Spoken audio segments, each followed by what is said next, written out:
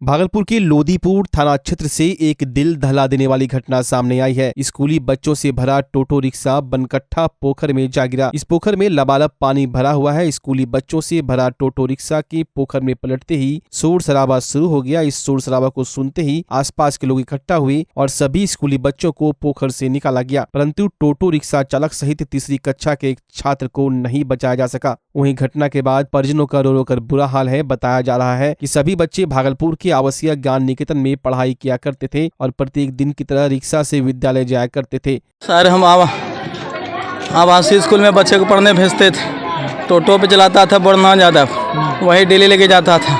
आज भी लेके गया था वो, और वो जो है कहाँ गया ने किसको भेज दिया ड्राइवर को लाने के लिए, हम लोग कोई सूचना नहीं दिया। आता था अपना मेरी जान दे के इधर से, आज किधर से कोल्हा गेट से लेके आया, आज आके पोखर में गाड़ी गिरा दिया। सब बच्चा जो उसी में। कितना बच्चा सवार? 7 बच्चा। 7 बच्चा? हाँ, 7 में कुछ। किस स्कूल में पढ़ाई करते? आवासीय स्कूल में। आपका क्या नाम? हाँ, आप कौन है? आपके बच्चे का नाम क्या था? ओम झा। ये नाम नहीं, इधर से आया तो पोखर में घुसा दिया। कितना थे बच्चे? 7 निकल गया है। निकल गया। डेट कितने की हुई है?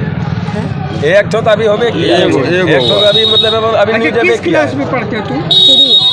और वो सब कितना में पढ़ते थे सब बच्चा? 2-1 में। 2 और 1 में। कैसे जाते थे? डेली टोटो से? हाँ?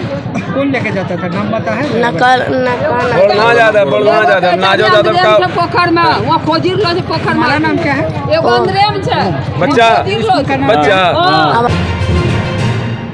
भागलपुर पुलिस विभाग में एक अजीबोगरीब घटना सामने आई है। भागलपुर के SC/ST महिला थाने के ऊपर बैरक में MT प्रभारी अभिषेक कुमार फंदे से झूलते हुए पाए गए, जिसके बाद पूरे पुलिस महकमे में अफरा तफरी का माहौल हो गया। सूचना मिलते ही DIG विवेकानंद, SSP आनंद कुमार के अलावे कई पुलिस पदाधिकारी व FSL की टीम घटनास्थल पर पहुंची और जांच में जुट गई। वहीं इस पूरे मामले को लेकर भागलपुर के DIG विवेकानंद ने बताया कि MT प्रभारी अभिषेक कुमार, जो गया जिला के जमरी मगध थाना क्षेत्र के रहने वाले थे, वो पुलिस लाइन में MT प्रभारी के रूप में पदस्थापित थे। जब विभागीय कार्य के लिए उन्हें खोजा गया तो पता चला कि उनका दरवाजा बंद है, जिसके बाद लगभग 11:30 बजे पुलिस जवानों के द्वारा उनके कमरे के दरवाजे को तोड़ा गया तो वो पंखे से लटके हुए मिले। जबकि अभिषेक सुबह लोगों से समान तरीके से बात किए थे। उनके भाई एग्रीकल्चर कॉलेज में नामांकन कराए हैं, उनसे भी बातचीत हुई है। 10:30 बजे DSP पुलिस लाइन से भी बात हुई है। सरकारी विभागीय काम के लिए जब उनकी खोजबीन तेजी से होने लगी तब पता चला कि वो अपने कमरे में बंद है। दरवाजा तोड़ा गया तो वो पंखे से लटके हुए मिले। कारण का पता अभी नहीं चल पाया है। वहीं FSL की टीम हर एक बिंदु पर जांच कर रही है।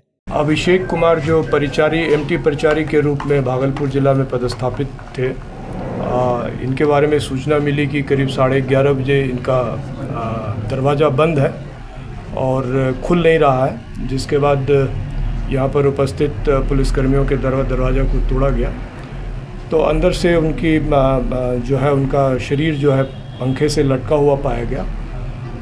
प्राइमा फेसी जो है सुसाइड करने की घटना प्रतीत होती है। FSL को बुलाया गया है और इस संबंध में और भी चीज़ें जानकारी ली जा रही है। ये गया जिले के रहने वाले थे। क्या कारण लग रहा है सर अभी प्रथम? देखिए, इस स्टेज पे कुछ कहना संभव नहीं है कि वो किस मानसिक परिस्थितियों से गुजर रहे थे, लेकिन कल का घटनाक्रम हम लोगों ने इस्टेब्लिश करने की कोशिश किया है, जिसमें पता चला है कि ये रात्रि गश्ती भी किए थे और उसके बाद सवेरे जो है इनकी कुछ जो यहाँ पे और अफसर रहते हैं उनसे बातें भी हुई है और इनका एक भाई जो एग्रीकल्चर कॉलेज में एडमिशन लिया है वह भी था यहाँ पर। उसके बाद करीब 10:15 बजे DSP पुलिस लाइन से इनकी बात भी हुई है, जिसके बाद इनका दरवाज़ा बंद था। किसी सरकारी काम के कारण इनकी खोज होने लगी तो लोगों ने पाया कि इनका दरवाज़ा बंद है और जब काफ़ी प्रयास के बाद नहीं खुला तो फिर जबरन तोड़ना पड़ा और अंदर में जो शव है वह कोई सुसाइड नोट वगैरह तो सर नहीं मिला? कुछ बरामद भी अभी तक कोई सुसाइड नोट नहीं मिला है। FSL की टीम जब आ जाती है तो उनके साथ फिर हम लोग एक बार हर एक चीज़ का जो है निरीक्षण माइन्यूटली करेंगे, लेकिन अभी तक कोई सुसाइड नोट बरामद नहीं हुआ है। 7 दिनों तक चलने वाली श्रीमद् भागवत कथा कार्यक्रम का आज से श्री गौशाला में शुभारंभ हुआ। कथावाचिका जया किशोरी ने शहरवासियों को भक्ति रस का पान करवाया। श्री गुरु सेवा समिति के तत्वाधान में आज 28 नवंबर से 4 दिसंबर तक होने वाले भागवत कथा ज्ञान महोत्सव में मशहूर कथावाचिका जया किशोरी का प्रवचन प्रारंभ हो गया। यह भागवत कथा ज्ञान महोत्सव 7 दिनों तक चलेगा, जिसमें कथावाचिका जया किशोरी अंग प्रदेश के लोगों को भक्ति में रसपान कराएंगी। 7 दिनों तक चलने वाले इस श्रीमद् भागवत कथा के कार्यक्रम को लेकर कई कमेटियां बनाई गई है, ताकि इस कार्यक्रम में किसी तरह का व्यवधान लोगों को न उठाना पड़े। कार्यक्रम के पहले दिन सुबह शहर में कलश शोभा यात्रा निकाली गई, जिसमें बनारस से आए 51 पंडितों ने अपने मंत्रों से पूरे शहर को मंत्रमुग्ध कर दिया। उसके बाद 3 बजे व्यास पीठ पर मशहूर कथावाचिका जया किशोरी के आते ही लोगों में काफी उत्साह देखा गया। जया किशोरी के कथा को सुनने के लिए भागलपुर व भागलपुर के आसपास के कई जिलों के लोग इकट्ठा हुए हैं। कथावाचिका ने सनातन धर्म से जुड़कर रहने, देश से प्रेम करने और धर्म के प्रति सच्ची निष्ठा रखने की बात युवाओं से की। भागलपुर की श्री गौशाला में श्रीमद् भागवत कथा को सुनने वालों की भीड़ लगी रही। पूरा पंडाल कृष्ण भक्तों से पटा पड़ा था। जो सबके पास है वो सबसे कीमती है। ऋषिगण यही कहना चाह रहे हैं कि कितना है, कम है, ज्यादा है, ये बात की बात है, पर है सबके पास, तो कीमती कैसे हुआ? कीमती तो हो कि वो किसी के पास मिले, जल्दी से मिले ही ना, ढूंढना पड़े उसको तो कीमती कहेंगे ना। तो सब कहे फिर ऐसा क्या है?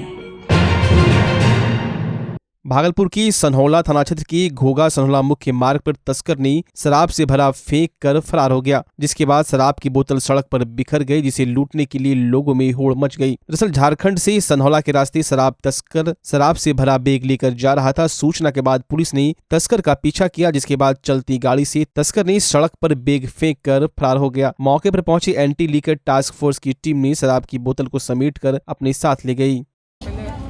से गाड़ी देखा, उसके बाद गया उधर गांव तरफ। गांव से जो आदमी सोच रहा कि क्या स्पीड में जा रहा है, तो गाँव वाला सब उधर से देखा, मतलब को डिलीवरी पर्सन में कुछ होगा, गाँव से उधर आया।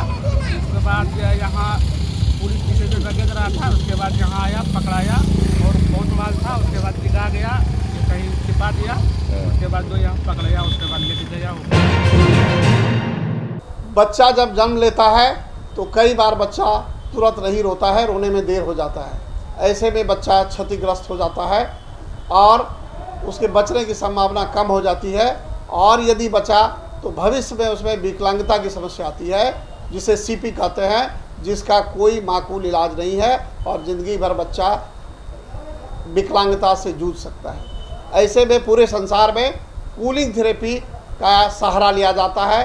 जन्म से ठीक 6 घंटा के अंदर यदि उसको कूलिंग थेरेपी दिया जाए तो उससे उसका सीपी की समस्या कम होती है और बचने की भी संभावना बढ़ती है। पहली बार बिहार झारखंड में आपके शहर के स्नेह नवजात शिशु बाल सेवा केंद्र में यह मशीन उपलब्ध है। कभी भी ऐसी बात हो कि बच्चा रोने में विलम्ब हो गया तो आप स्नेह नवजात शिशु बाल सेवा केंद्र में जरूर संपर्क करें।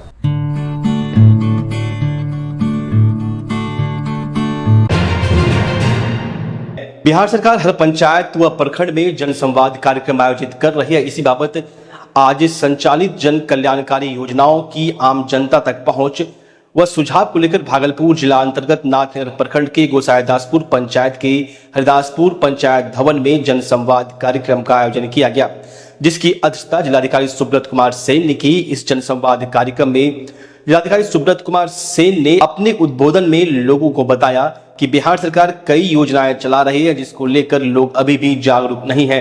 यह योजनाओं के बारे में जानकारी नहीं है, उसको लेकर यह जन संवाद कार्यक्रम हर पंचायत व प्रखंड में आयोजित किया जा रहा है। अगर आप लोगों को किसी भी तरह की जानकारी योजनाओं के तहत नहीं हो पा रही है तो आप अपने प्रतिनिधि से मिलिए और सरकार के द्वारा चलाए जा रहे योजनाओं का लाभ उठाएं। इस कार्यक्रम का मुख्य उद्देश्य है कि जिन लोगों को सरकार के द्वारा योजनाओं की जानकारी नहीं है उसे जानकारी दिलाना और उनके मौलिक हक को उन तक पहुंचाना। वहीं जिलाधिकारी ने आम लोगों से कहा कि अपने बच्चों को एजुकेशन में पढ़ाएं, जहां लड़का और लड़की एक साथ पढ़ते हो। इससे बच्चे ज्यादा विकसित होते हैं। साथ उन्होंने स्वास्थ्य विभाग, पेयजल, साफ सफाई को लेकर भी कई दिशा निर्देश देते दिखे। हम लोग सब लोग जानते हैं, माननीय मुख्यमंत्री जी ने घोषणा की कि हर एक पंचायत में जो है एक हाई स्कूल रहेगा और उस हाई स्कूल में लड़के लड़कियां सभी लोग को एजुकेशन। अब वो बात पुरानी बात हो गई, लड़के अलग पढ़ेंगे, जो मेरा मानना हो सकता है कि कोई इससे डिफर कर सकते हैं। मुझे ऐसा लगता है कि लड़के लड़कियों को जो को एजुकेशनल सिस्टम है उसमें जो है ज्यादा से ज्यादा उसमें भागीदारी रहनी चाहिए, साथ में पढ़ना चाहिए। तो यहाँ भी है और उसमें भी जो है एक इंग्लिश प्रीफैब्रिकेटेड स्ट्रक्चर का दिया गया है।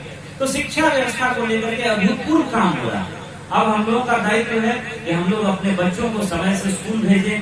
जो ये नए टीचर्स आए हैं, काफी अच्छे क्वालिटी बीपीएससी परीक्षा पास करके आए हैं, तो आप देखिएगा कि बहुत जल्दी जो है स्कूल में शिक्षकों की जो समस्या पहले हम लोग सुनते थे कि शिक्षक नहीं थे, ये एकदम लगभग में खत्म हो जाएगी।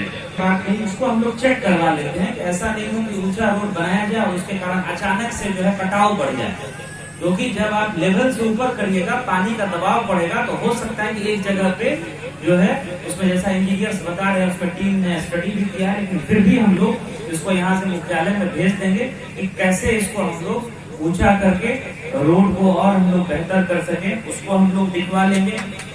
जो आप लोग सब लोग जान रहे हैं कि लघु सिंचाई विभाग हो, ग्रामीण विकास विभाग हो, कृषि विभाग हो, चेक डैम वगैरह का हम लोग निर्माण कराते हैं। यहाँ भी जो लघु सिंचाई विभाग ने बताया है कि गुरियानी नदी पर चेक डैम ग्राम बिहारीपुर में, ग्राम फतेहपुर कामा घाट के नजदीक और इटहरी नदी पर जो है चेक डैम का निर्माण भतौरिया पंचायत में, ये 3 प्रपोजल गया हुआ है। बहुत जल्दी जो है स्वीकृति के बाद इसमें भी काम शुरू होने की संभावना है।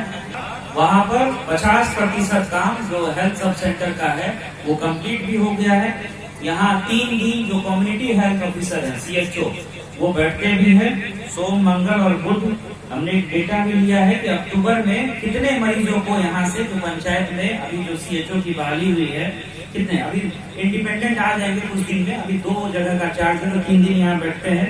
तो अक्टूबर में 990 मरीजों का यही गांव में जो है इलाज हुआ है और ये ऑनलाइन डेटा है, कोई भी देख सकता है। ये सारा काम हो रहा है। अब एक विभाग का हम अगर गिनाना शुरू करें, 1 घंटा 5 लाख तक की सब्सिडी ऋण की साधारण किस्तों में आपको लौटाना है। देखिए नौकरियां तो भरमार निकल रही हैं, चाहे वो पुलिस की बहाली हो, शिक्षकों की बहाली हो या अन्य किसी भी तरह का। जो भी युवक युवती अभी मेहनत कर रहा है, पढ़ाई कर रहा है, तैयारी कर रहा है, निश्चित रूप से आप मान के चलिए आ जाने वाले 2-3 साल में आपका कहीं न कहीं किसी विभाग में हो जाएगा। फिर भी कुछ युवक युवतियां हो सकते हैं जिनको लगे कि हम अपना व्यापार करें। जैसे इसी जिले में कई उदाहरण है। मुख्यमंत्री उद्यमी योजना का काम उन्होंने 10 लाख के सहायता में शुरू किया और 2-3 साल 4 साल में उनका जो है डबल हो गया। भागलपुर की समाहरणालय परिसर में राज्य स्तरीय डाटा एंट्री ऑपरेटर एकता मंच के आह्वान पर जिले के सभी डाटा एंट्री ऑपरेटर ने 2 दिन का सांकेतिक हड़ताल करते हुए धरने पर बैठ गए और राज्य सरकार के खिलाफ जमकर नारा भी लगाते रहे। सभी डाटा ऑपरेटर वेतनमान बढ़ाने और अस्थायी कर्मी की मांग को लेकर 2 दिवसीय सांकेतिक धरने पर बैठे हैं। कर्मियों ने बताया कि अगर सरकार हमारी मांगे पूरी नहीं करती तो आगे उग्र आंदोलन किया जाएगा। कर्मियों ने यह भी बताया कि यह आंदोलन तो झांकी है, बड़ा आंदोलन बाकी है। धरना स्थल पर काफी संख्या में डाटा एंट्री ऑपरेटर मौजूद थे। समस्याओं को पटना सरकार तक पहुंचाने के लिए, उसके लिए आप सभी का धन्यवाद।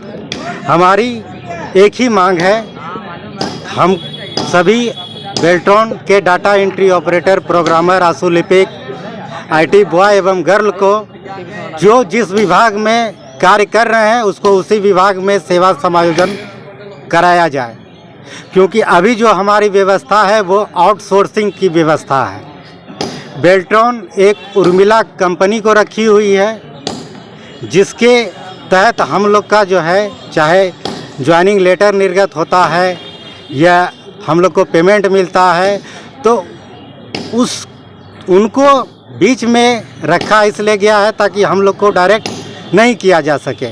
इसलिए हमारी मांग है कि उर्मिला इंटरनेशनल जो भी हैं उनको हटाया जाए और हमको विभागीय सेवा समायोजन किया जा रहा है। 28 और 29 2 तारीख को 2 दिन का कार्यक्रम है और ये बहुत ही बताते हुए आश्चर्य हो रही है कि जो बेल्ट्रॉन के माध्यम से जो बिहार में डाटा एंट्री ऑपरेटर, प्रोग्रामर, आशुलिपि जो कार्यरत हैं वो आज अपना सिल्वर जुबली मना रहे हैं, यानी कि पूरा 25 वर्ष अपना पूरा कार्यक्रम दिए हैं, कार्य दिए हैं यहाँ पे विभाग में।